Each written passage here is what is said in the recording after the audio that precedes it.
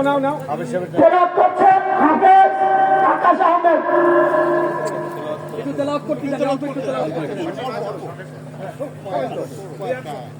আসসালামু আলাইকুম ওয়া রাহমাতুল্লাহি ওয়া বারাকাতুহু। আউযু বিল্লাহি মিনাশ শাইতানির রাজীম। বিসমিল্লাহির রাহমানির রাহিম।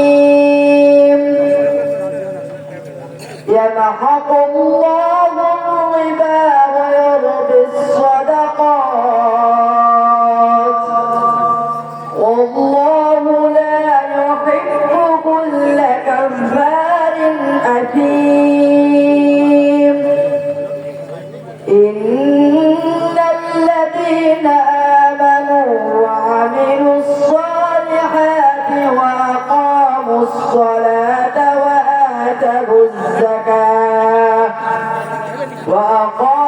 الصلاة وآتوا الزكاة لهم أجرهم عند ربهم ولا خوف عليهم ولا هم يحزنون.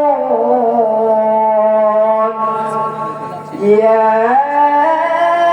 أيها الذين آمنوا اتقوا الله وذروا ما بقي من الربا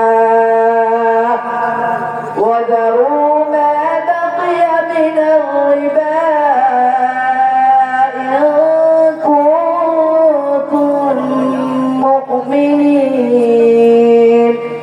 صدق الله العظيم. السلام عليكم ورحمة الله.